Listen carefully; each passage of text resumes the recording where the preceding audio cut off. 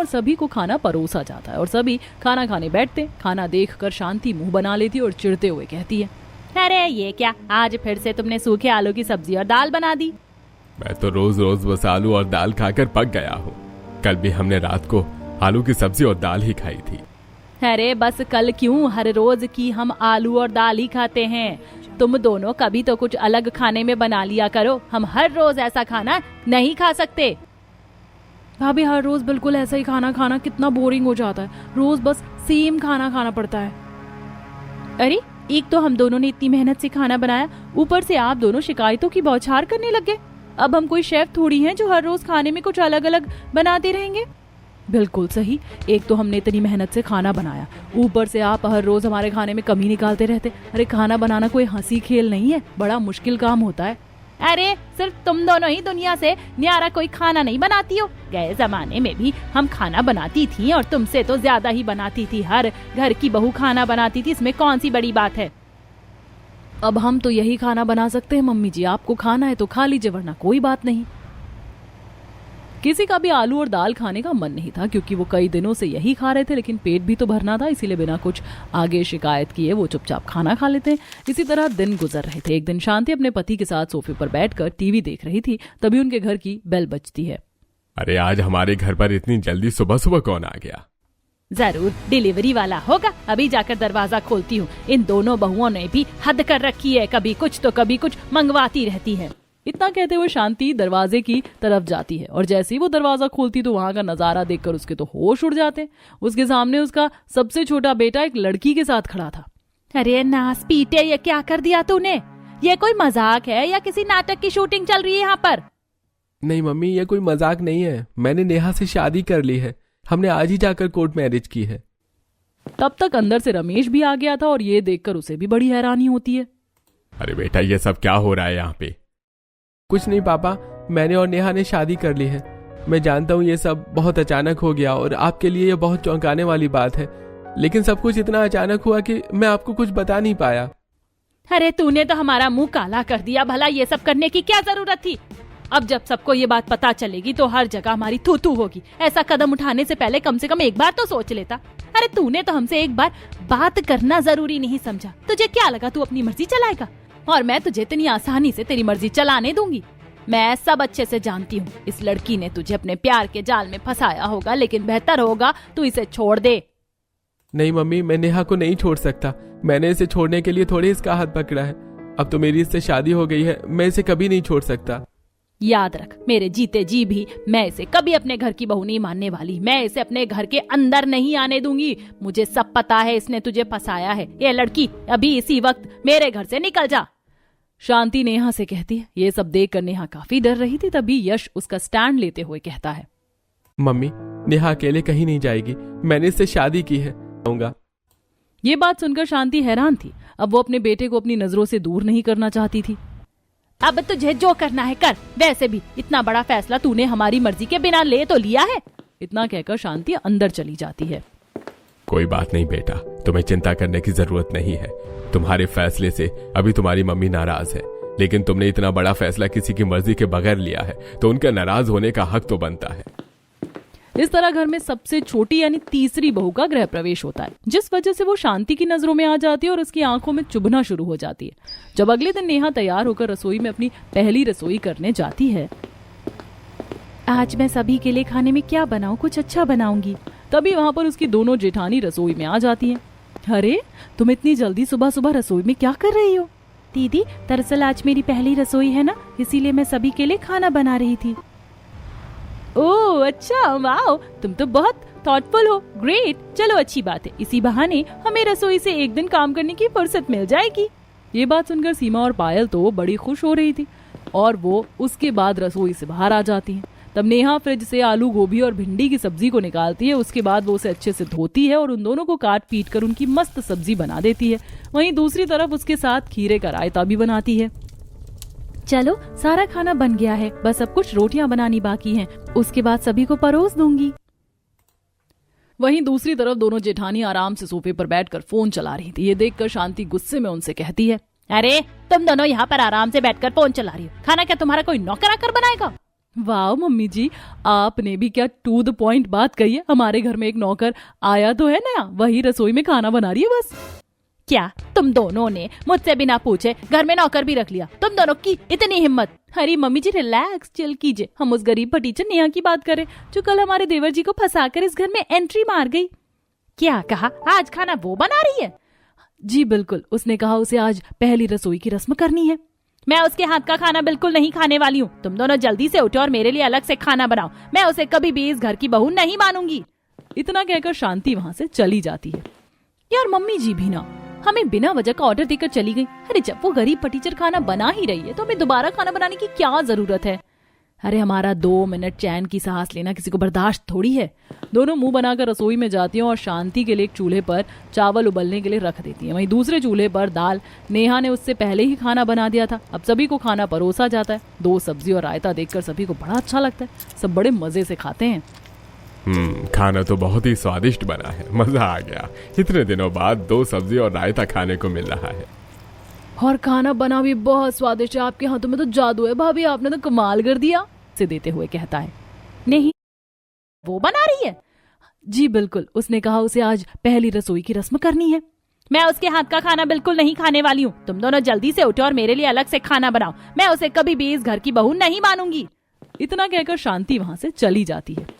यार मम्मी जी भी ना हमें बिना वजह का ऑर्डर देकर चली गई। अरे जब वो गरीब टीचर खाना बना ही रही है तो हमें दोबारा खाना बनाने की क्या जरूरत है?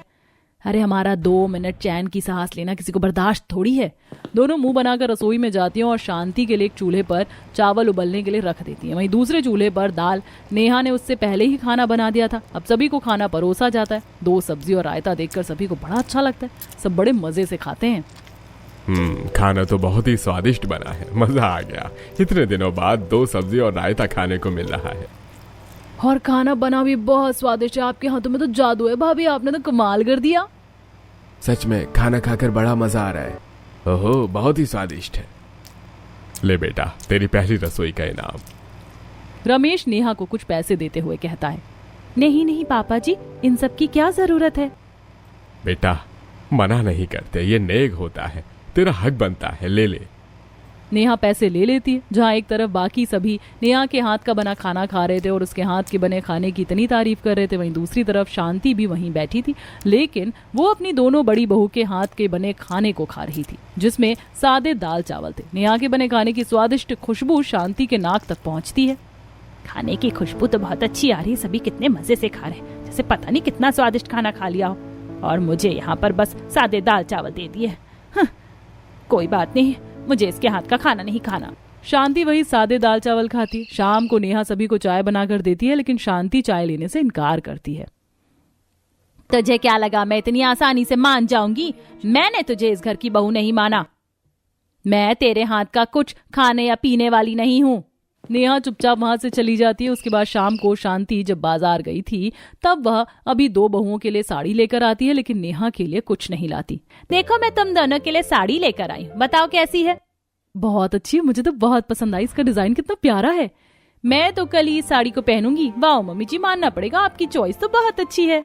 नेहा सामने बैठी ये सब देख रही थी। वो उदास होकर वहां से चली जाती। शांति जानबूझकर ऐसा कर रही थी क्योंकि उसे अब तक नेहा एक फूटी आंख तक नहीं भा रही थी। अब रात को भी ऐसा ही होता है। नेहा रसोई में खाना बनाने की तैयारी कर रही थी।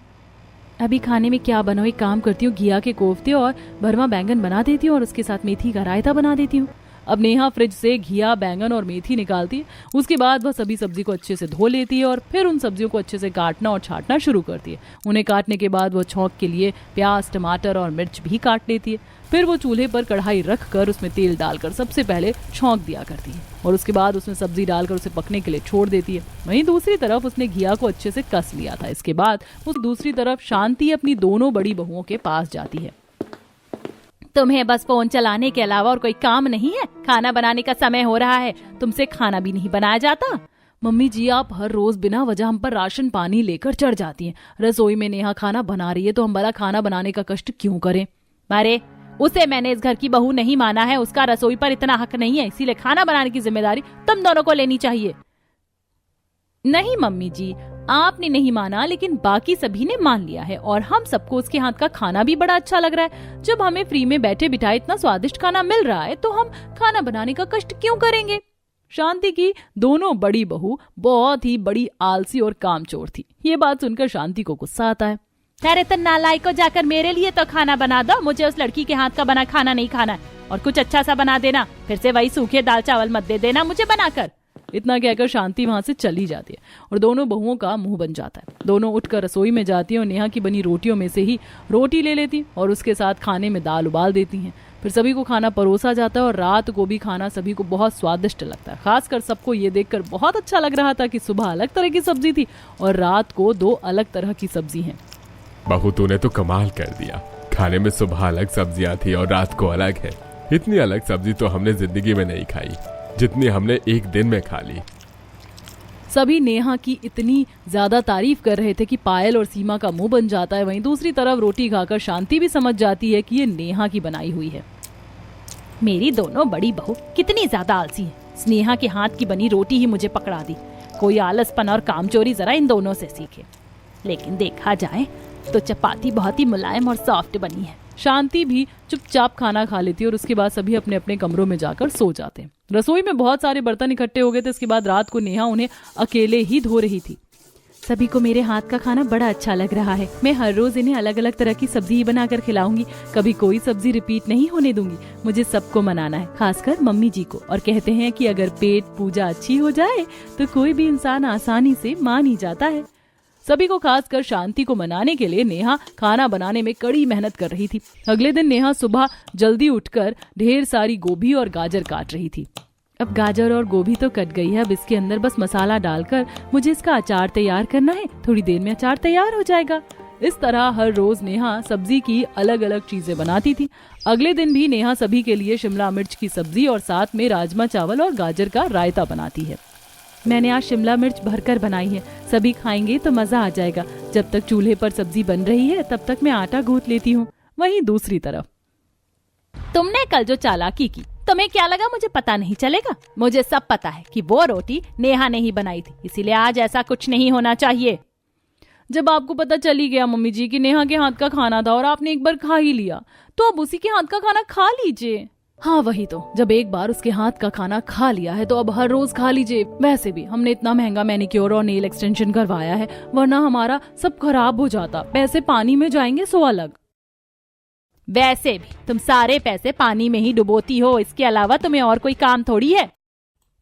वहीं दूसरी तरफ घर में रिश्तेदार भी आते हैं। नेहा ने सभी के लिए बहुत अच्छा खाना बनाया, अलग तरह की सब्जी और साथ में सब्जी का रायता देखकर सभी बड़े खुश हुए। सच में मैंने इतना स्वादिष्ट खाना कभी नहीं खाया। ऐसा खाना खाकर तो बड़ा मजा आ गया। मानना पड़ेगा शांति, तेरी छोटी बहू तो बड़ी कमाल है। कितना स्वादिष्ट खाना बनाया इसने, और अलग तरह की सब्जी और सब्जी का रायता है, साथ ही गाजर और गोभी का अचार भी है जो बड़ा स्वादिष्ट लग रहा है। तेरी सबसे छोटी बहू इस घर की अन्नपूर्णा है। सभी रिश्तेदार खाना खाकर और नेहा के हाथ के बने खाने की खूब तारीफ करके वहां से जाते हैं। वहीं दूसरी तरफ जब शांति शाम को बाहर टहलने जाती है और अपनी पड़ोसनों के पास जाकर गप्पे लड़ाती है, तब यार बता शांति, आज इतने दिनों बाद कैसे आना हुआ? इतने दिनों से घर से बाहर क्यों नहीं आ रही थी? कुछ नहीं, बस ऐसे ही मन नहीं था। मन नहीं था या इतने दिनों से तू अपने घर में मुंह छुपा कर बैठी थी? क्योंकि तेरे छोटे बेटे ने लव मैरिज जो कर ली थी। बिल्कुल सही कहा, इसीलिए शांति जानबूझकर घर से बाहर नहीं आ रही होगी। अच्छा एक बात बता, तू पहले हमेशा अपनी दोनों बहुओं की बहुत तारीफ करती थी कि बड़ी बहू दहेज में ये लेकर आई, छोटी बहू दहेज में ये लेकर आई। अब बता, तेरी सबसे छोटी बहू दहेज में क्या लेकर आई है? और क्या लेकर आई होगी? उन्होंने तो बिना बताए कोर्ट मैरिज जो कर ली, वो खुद आ गई, वही बहुत बड़ी बात है। इस तरह दोनों पड़ोसन शांति का मजाक उड़ा रही थी और उसे ताने कस रही थी। ये सब सुनकर शांति की नजरें झुक जाती हैं और वो उनसे आगे बिना कुछ बोले घर वापस आ जाती है। शांति गुस्से से लाल पीली हो गई थी। शांति देखती है कि नेहा आराम से सोफे पर बैठी और वो जाते ही उसके सिर पर चढ़ जाती है। देखो कैसे यहाँ आराम से नागिन की तरह सोफे पर डेरा जमा कर बैठी है। मुझे पता है तूने जानबूझकर ऐसा किया। तूने मेरे भोले भाले बेटे को फंसाया है। तुझे पैसों का लालच था ना, इसीलिए तेरी वजह से मुझे कितना कुछ सुनना पड़ रहा है। अरे जिन पड़ोसनों ने आज तक मेरे आगे चूं तक नहीं